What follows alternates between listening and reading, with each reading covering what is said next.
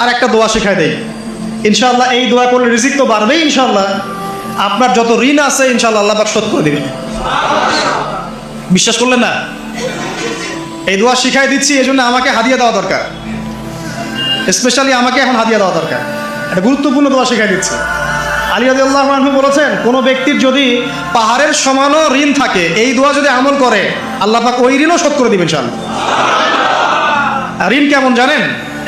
ওই যে এখন মানুষ ঋণ নিচ্ছে 1 কোটি টাকা ব্যাংক থেকে, 2 কোটি টাকা ব্যাংক থেকে, হ্যাঁ, কত বছর, 10 বছরের জন্য, 20 বছরের জন্য বাড়ি করছে, তাই না? তার ধারণা এমন যে সে মারা গেলে তার ঋণটা কেউ না কেউ শোধ করে দিবেই দিবে, তাই তো? আর আল্লাহর রসুল কি বলছেন দেখেন, একজন মারা গেছেন, নবী সাল্লাল্লাহু আলাইহি ওয়াসাল্লামের সময় একজন মারা গেছেন। তো নবী করিম সাল্লাল্লাহু আলাইহি ওয়াসাল্লাম বলছেন, এই ব্যক্তির কি কোনো ঋণ আছে? একজন সাহাবী বলেন, হ্যাঁ ইয়া রাসূলুল্লাহ, তো ঋণ আছে।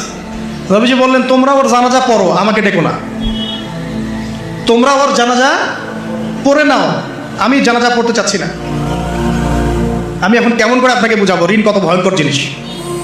আপনি যে ব্যাংক থেকে 3-4 কোটি টাকার লোন নিয়ে রাখছেন, লাখ লাখ টাকা লোন নিয়ে বসে আছেন, দিব্যি সুখে বসে আছেন, এমন চিন্তায় যে আপনার মৌত হবে না। আর নবী সাল্লাল্লাহু আলাইহি ওয়াসাল্লাম সময়ে একজন মারা যাচ্ছেন, তিনি বলছেন তোমরা জানাজা পড়ে নাও, আমি জানাজা পড়তে চাচ্ছি না। মানে ঋণগ্রস্ত ব্যক্তি জানাজাও তিনি পড়তেন না। তারপরে একজন এসে বললেন, ইয়া রাসূলুল্লাহ, আমি তার ঋণ শোধ করে দিব, তার যা ঋণ আছে আমি শোধ করে দিব। তখন নবী এসে জানাজা পড়লেন সাল্লাল্লাহু আলাইহি ওয়াসাল্লাম। তো আপনার এই কোটি কোটি টাকা ঋণ শোধ করার লোক তো রেডি আছে নাকি? আছে না? সমস্যা নেই, আপনার জানাজা পড়া হবে, কারণ হুজুরকে আপনি 5,000 টাকা দিবেন, হুজুর জানাজা পড়াই দিবে, কোনো সমস্যা নেই। তারপরে আপনার মিলাদও হবে, আপনার একটা বড়সড় দোয়াও হবে ইনশাআল্লাহ। কিন্তু আল্লাহ পাক বলেছেন যে শহীদ, আল্লাহর পথে যুদ্ধ করে শহীদ হয়েছে, এই ব্যক্তির আত্মাও ঝুলে থাকে যতক্ষণ পর্যন্ত না তার ঋণটা শোধ করা হয়। এবার বলেন আমি কি বুঝাবো আপনাকে? আর কিছু বলতে হবে? তো এখন সেই দোয়া শিখাচ্ছি আপনাদেরকে, যে দোয়া শিখলে আপনারা ঋণ থেকে বাঁচবেন ইনশাআল্লাহ। কত দিবেন বলেন? আচ্ছা, হ্যাঁ, এই তো শুকরিয়া। দোয়া করবেন যেন আল্লাহ পাকের দিনটাকে আল্লাহর জমিনে প্রতিষ্ঠা করতে পারে। আমার সাথে বলেন, দোয়াটা হচ্ছে আল্লাহুম্মা ইকফিনি বিহালালিকা আন হারামিকা ওয়া আগনিনি বিফদলিকা আম্মান সিওয়াকা। এই দোয়াটা ছোট না, এটা মুখস্থ করবেন, সেজদায় পড়বেন, নামাজের সেজদায় পড়বেন, আত্তাহিয়াতু দরুদ শেষ তারপরে পড়বেন, নামাজ শেষে হাত তুলে করবেন, যখন তখন শেষ রাতটা করবেন, ইনশাআল্লাহ দেখবেন আপনার ঋণ বলতে কিছু থাকবে না ইনশাআল্লাহ। যদি থাকেও, বড় কোনো ঋণ থাকেও, আল্লাহ পাক অন্য কোনো মাধ্যমে এটা শোধ করার ব্যবস্থা করে দিবেন ইনশাআল্লাহ।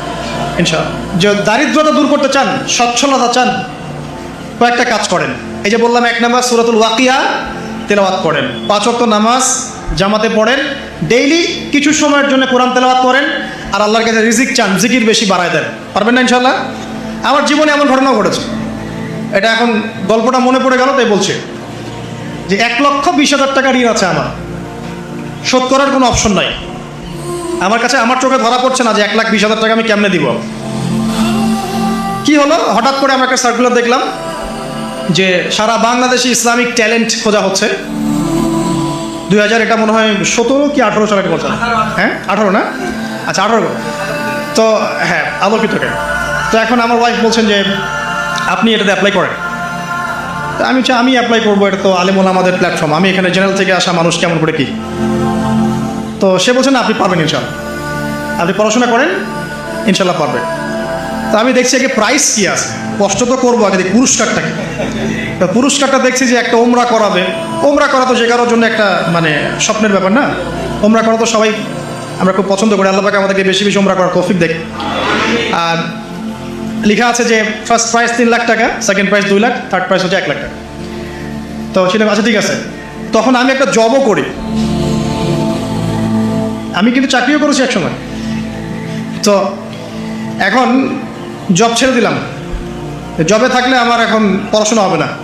তারপর টানা 4 কি 5 মাস দৈনিক 10 থেকে 12 ঘন্টা করে পড়েছি, টানা 4 থেকে 5 মাস দৈনিক 10 থেকে 12 ঘন্টা, নাওয়া খাওয়া সব ওখানে। আর যতটা সহজ মনে করছেন, আসলে কিন্তু প্রতিযোগিতা অত সহজ নয়। যে কোনো জায়গা থেকে প্রশ্ন আসতে পারে, আকিদা, সিরাত, ইতিহাস, এটা ওইটা অনেক টপিক, প্রায় 36টা বিভাগ আছে। তো আলহামদুলিল্লাহ কীভাবে জানি আস্তে আস্তে উঠতে পারলাম, গিয়ে দেখলাম যে হ্যাঁ টিভি রাউন্ডে চলে গেছে। আমি তেমন কিছুই করি নাই, আমি শুধু পরিশ্রম করেছি, আল্লাহর কাছে বেশি থেকে বেশি দোয়া করেছি যে আল্লাহ আমার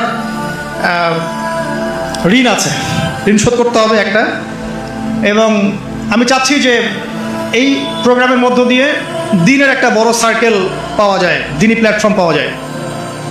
তো আলহামদুলিল্লাহ আল্লাহ পাকের ইচ্ছায় সেখানে একটা ভালো রেজাল্ট হলো, এবং সেখানে ওমরাও করা হলো আলহামদুলিল্লাহ, এবং ক্যাশ তারা খুব তাড়াতাড়ি দিয়ে দিয়েছে।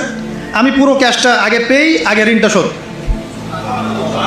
এখন এই সময় কিন্তু আমি দোয়াটা করেছি, আল্লাহুম্মা কফিনি বিহালালিকা আন হারামিক ওয়া আগনিনি বিফাদলিকা আম্মান সিওয়াক। দেখেন আমি কিন্তু জানতামও না এমন কোনো প্রতিযোগিতা হবে, আমি সেখানে পার্টিসিপেট করব, ওই ওসিলায় ওমরা করব, ওই ওসিলায় আবার ঋণও শোধ হবে, আমার কিন্তু মাথায় ছিল না।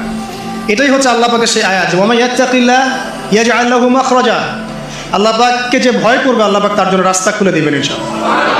ওয়া ইয়ারযুকুহু মিন হাইথু লা ইয়াহতাসিব, এবং এমন উৎস থেকে আল্লাহ পাক রিজিক দিবেন যেটা সে কল্পনাও করতে পারে না। এটা আল্লাহ পাক তাওয়াক্কুল রাখেন জাস্ট। ওই ইসমাঈল আলাইহিস সালামের মায়ের মতো হাজরা আলাইহিস সালাম ইব্রাহিম আলাইহিস সালামকে বলছেন আপনি আমাকে এখানে ছেড়ে যাচ্ছেন কি জন্যে? ইব্রাহিম বলছেন আল্লাহর আদেশে।